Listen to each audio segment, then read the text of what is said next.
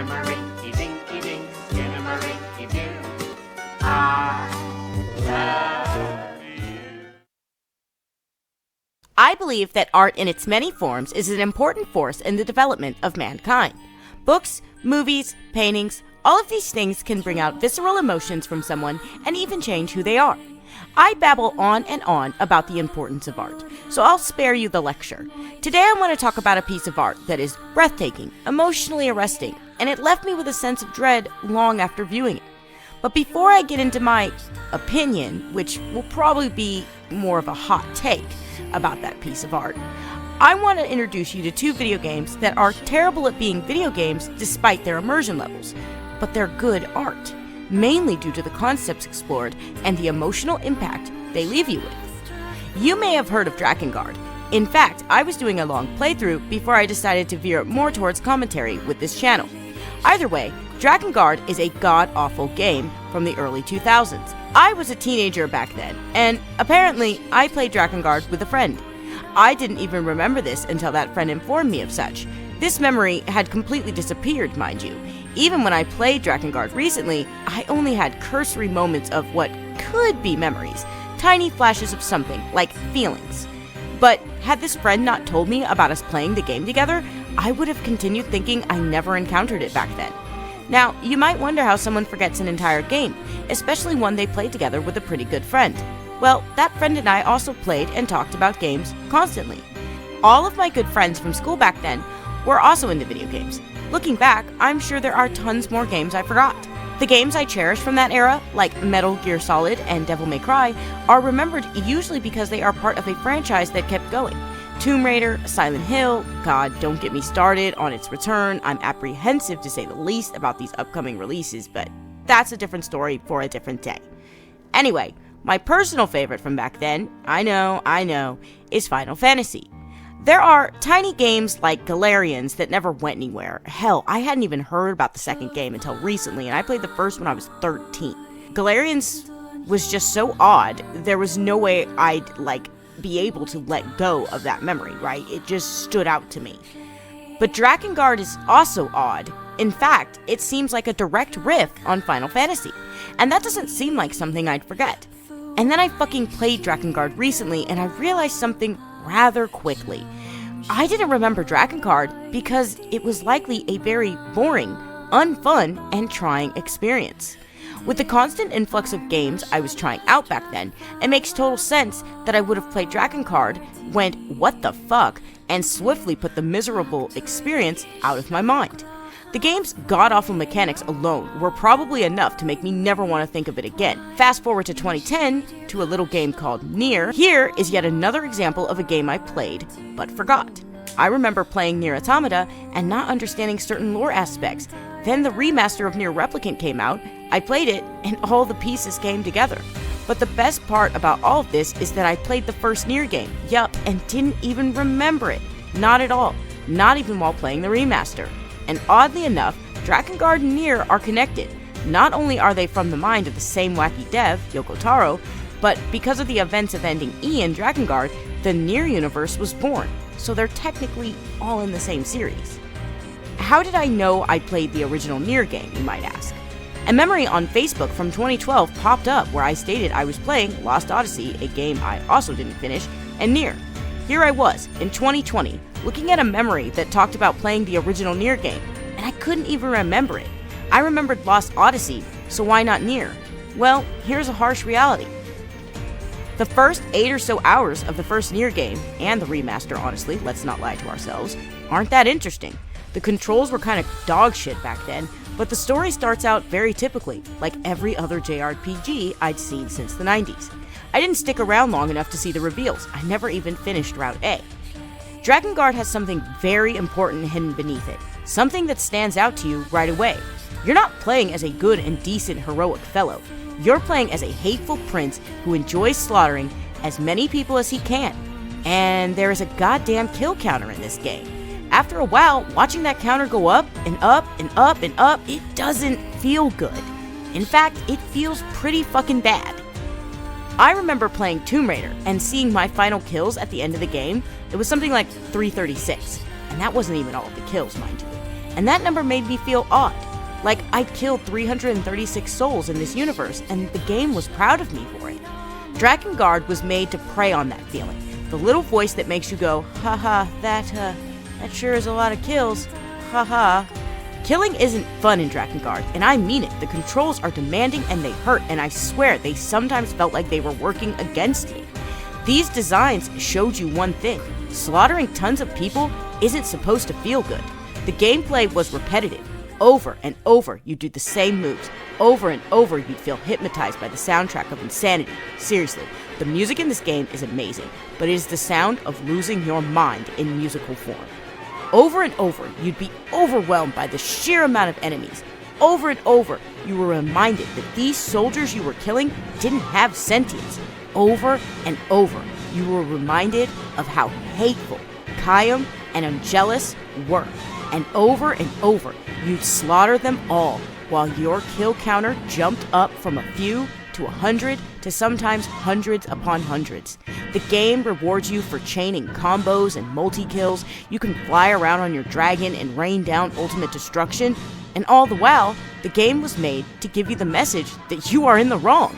What you're doing isn't heroic or worthy of praise. It is hateful, violent, and fueled by the skewed perspective of the protagonist. By the time you reach ending E, the game shows you exactly what Chaim and Angelus deserve. And even worse, with the incoming Nier games, you learn that Chaim damned a world in a different dimension. Drakengard is something. It had the ability to get under my skin, make me feel all kinds of things. It made me think about violence and hatred, and made me question my own justifications for things. It was a very, very effective piece of art.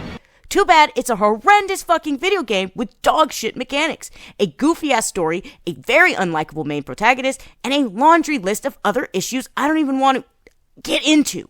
Just why, Yoko Taro? Why? So let's move on to the next game I want to talk about. Maybe you've heard of Papers, Please. It's a game that has been nominated for and won countless awards, and is even on the list of greatest games of all time. People talk this game up. I believe it was Game of the year it came out.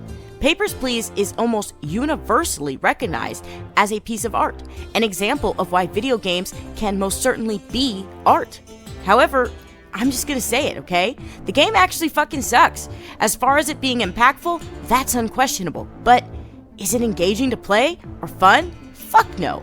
Papers, Please is the kind of game that I tell people is a 10/10. It's unforgettable, something that everyone should experience.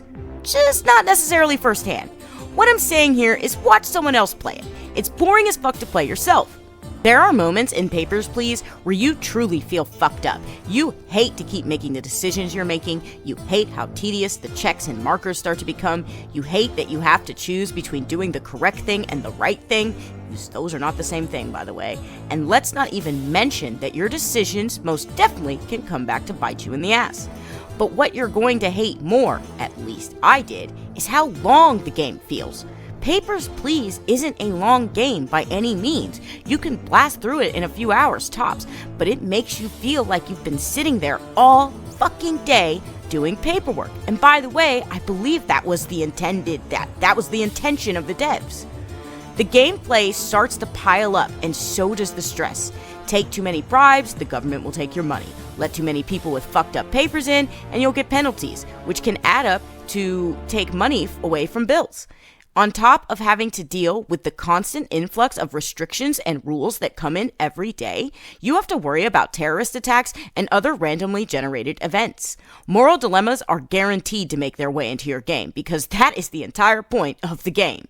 It's just not a fun experience, though. Like, yes, it is an impactful piece of art, but fun? Is it good at being a game? No. But what about a movie that essentially does the same thing? It's not good at being a movie, it isn't entertaining, and the experience leaves you miffed or bewildered, and not in a good way.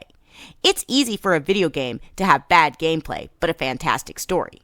But is it just as easy for a movie to be bad at what it does while also achieving its goals? Can it tell a good story, but badly? I'm sure you know this, but the answer is a resounding yes. I'm sure people watching this can come up with plenty of examples, but today I want to talk about a very specific and recent one, Skinamarink, a movie that has unsettled people in a I have no mouth and I must scream kind of way. And it brought analog horror, a big old YouTube rabbit hole if you haven't heard of that genre, directly to the masses. Skinamarink is a movie that many describe as divisive, and I gotta tell you, I fully agree with this description. What people usually mean by divisive in reference to a piece of media is that it divides a fan base, and I would usually agree with this. But for me, when I think of Skinamarink, I feel divided amongst myself. Part of me hated this movie, part of me appreciated what it accomplished, and another part of me was terrified of it and felt hopeless after watching it, and all of me felt profoundly moved. This movie sought out to make the viewers uncomfortable, unnerved, horrified, shocked, all the things horror is supposed to do and more. And it achieved all of that. There are 3 parts in this movie that left me with deep pits of despair. These scenes were effective, disturbing, off-putting, whatever you want to call them. They prove without a shadow of a doubt for me that Skinamarink is a piece of high art. This movie sat with me for days after I finished it. It had my head spinning. I was shaken to the core. Art is supposed to open your eyes, make you feel something, make you perhaps see things from a perspective you'd never considered. Art sparks empathy and stokes curiosity. It can inspire us to change the world for the better or worse. It can make us happy, or it can leave us disturbed. And perhaps in an explanation that is too simple to satisfy, art exists to give us an emotional experience. Skinamarink hits all the marks. It left me with many questions. I had heavy and hard feelings hit me throughout, and ultimately, it accomplished exactly what it set out to do, leave viewers horrified. And with all of that said, this movie just isn't good. I know, that probably doesn't make sense giving all the praise I just gave it, but trust me, I can explain, and boy, will I. Skinamarink demands so much cognitive energy, it hardly seems worth it at times. I spent the first 40 minutes of this movie squinting and thinking, what the fuck am I looking at? I understand this is a design choice. I understand exactly why it was made. This movie evokes helplessness and dread in the unknown. Dark hallways sometimes look like something could be lurking in them, or maybe it's the grain on the film. It's difficult to tell. There were times when I thought maybe something was standing there, but maybe not. Almost every time, I'd find myself thinking, okay, I guess I'll never know. The thing is, this trick only worked so many times before it became infuriating. Throughout the hour and 40 minutes, and this shit has no business being that long, by the way. It's basically an analog horror that could be reduced to 45 minutes, maybe less, and achieve the same thing, except maybe it would be a good fucking movie in the process. Anyway. So, throughout the hour and 40 long minutes of this movie, you are given the perspective of a child. Small child. Ceilings, lower corners of walls, and angles that I can only describe as infuriating and unnecessary make up most of this film. Between the long stretches of dark and the sound design made to prey specifically on those of us who were kids in the 90s, this movie assaulted my senses, but not in a good way, in a very negative way. You have no idea how many times I would say, what the fuck am I looking at? And that frustrated me more than frightened me. When I watched the short film Heck, which is posted on the creator's YouTube and worked as a proof of concept for Skinamarink, I felt almost all the same things I felt from Skinamarink, but I also thought what I watched was good? In Heck, you can actually see what you're looking at. It isn't 90% shadows. And again, I understand that in Skinamarink, this was an intentional design choice, but that doesn't change how frustrating the experience of it was. It did remind me of being a kid getting up to use the bathroom at night, but it didn't remind me of the times I'd be scared. It reminded me of the times I'd be irritated because I couldn't see. And this is why I said this movie is a good piece of art, but not a good movie. It made me feel all kinds of things. It brought back memories and used my 90s kids nostalgia against me. That's powerful stuff. But in the end, it's another piece of work I'd put in the same bin with Drakengard and Papers, Please. These works are important and experimental. They change the way we think about a media form, and they suck and are demanding as hell to get through. After watching Skinamarink, I had to sit down and think long and hard about what the hell I'd just seen. Like with any good piece of art, I was processing the experience and dealing with the raw emotions I'd been left with. When I think about the scene with Kevin calling 911 for help, I feel pure despair. As I sat there waiting for the inevitable, a small part of me hoped the dispatcher would somehow be able to help these kids, but the longer the scene went on, the dimmer my light of hope became. There are countless videos on YouTube of people dissecting every inch of Skinamarink, looking to interpret the vague imagery and scant dialogue. My first take on the movie was that it was straightforward. A demon has taken the house, and all members of the family, into another dimension to torture them. The writer himself said you will see the story of Hansel and Gretel if you look hard enough, so I decided to check the original Hansel and Gretel story, knowing full well that most of the stories fairy tales are based on are actually horrific. And wouldn't you know, this one is fucking disturbing. It takes place during a famine, and the wife of a woodcutter insists that he takes his children into the forest to fend for themselves. Alright, yeah, that's pretty dark already. Now, everyone remembers the story of leaving breadcrumbs out to find their way home. But most people forget the fact that the kids are lost in the first place because their stepmother straight up convinced their dad to drop their ass off in the forest and leave. It's like the opposite of a father going out for milk, you know? He took them to the milk store and fucking left. Anyway, it's fucked up. I'm sorry, I'm laughing. Anyway, I believe Hansel used stones to trace their way back home the first time, if I remember correctly. Then when the stepmother convinces their father to abandon them again, he used breadcrumbs, but birds ate them, and this is how they got lost in the woods. Eventually, they stumble upon a house made of candy and gingerbread. Exhausted, they begin to eat. The not-so-nice witch offers them room and board, but we all know her true intentions, to eat these little fuckers. So she enslaves one of the children and tries to fatten the other one up with delicious food. Eventually, Gretel shoves the witch into the oven, killing her, and Hansel escape.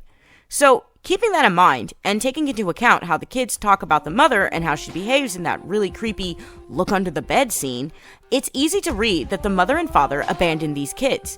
The mother walks into the closet and transforms into something, and she says, "There's someone else here." It's also important to note that during this scene, the subtitles will tell you that the closet door closes while the mom is still talking. Then she goes over to the closet, says there's someone else here, then tells Kaylee to go downstairs. This scene is hard to understand at first, but the more I thought about it, the more I realized the mother was possessed. Towards the end of the film, it becomes obvious that whatever this demon is, well, it's torturing these kids while in the form of their mother. During a scene that I will never fucking forget, we hear Kevin call out, "Mommy." He's being tortured by a monster who looks like his mother. The possible interpretation of an abusive mother did not escape me, especially considering that some people interpret Hansel and Gretel's stepmother as also being the witch. When the stepmother tries to justify abandoning the children, she says that maybe someone will find them and provide for them, which is kind of suspect if you consider what then happens when they're lost out there. Anyway, that's the easiest way to interpret this film. There's also the very compelling coma theory that game theory laid out, and honestly, I'm pretty convinced of that interpretation as well. My boyfriend pointed out that it would be atypical for an art house horror film to be as straightforward as it seems to be. It never really is as simple as demon torturing kids, is it? The beginning of this movie suggests a malevolent poltergeist, maybe, but it also could suggest an imaginative kid who is clumsy. But including the fact that the kid fell down the stairs seems really deliberate and not just a random plot detail to move the story. The movie could have proceeded just fine without that detail, so it does leave you wondering if it means something more than the straightforward interpretation. What I can tell you is that the cartoons playing in the background seem awfully important, just like when there is a scene in a movie that takes place within a classroom. You can bet whatever the teacher is talking about has something to do with the plot, the themes, the overall message, something. It might even be a red herring.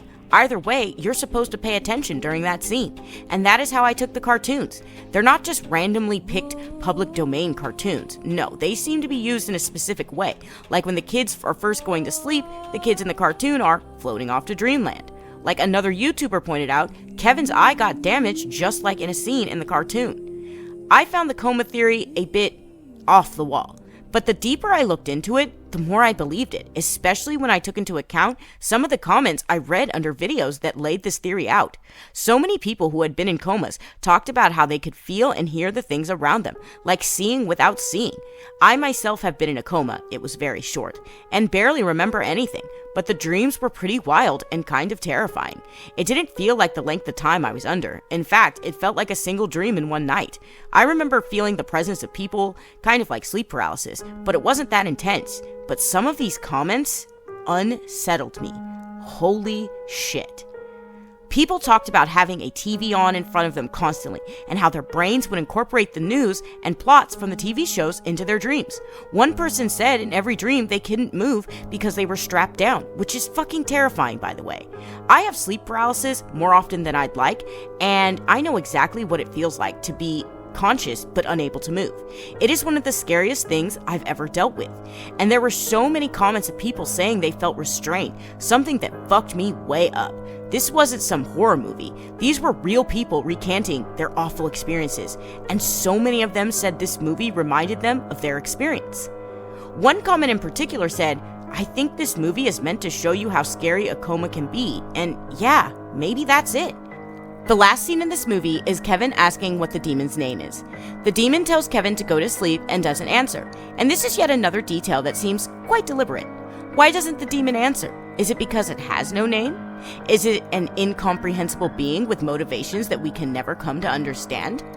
Does the lack of an answer work as a way to tell those of us desperate for a solid interpretation that we won't get one? I have no name, I have no explanation, I have no mouth, and I must scream. The short film, heck, ends with the kids saying, "Mom, I think we're in hell." And maybe it is that simple. Perhaps the mom and dad sold these kids to a demon and now they're stuck in hell.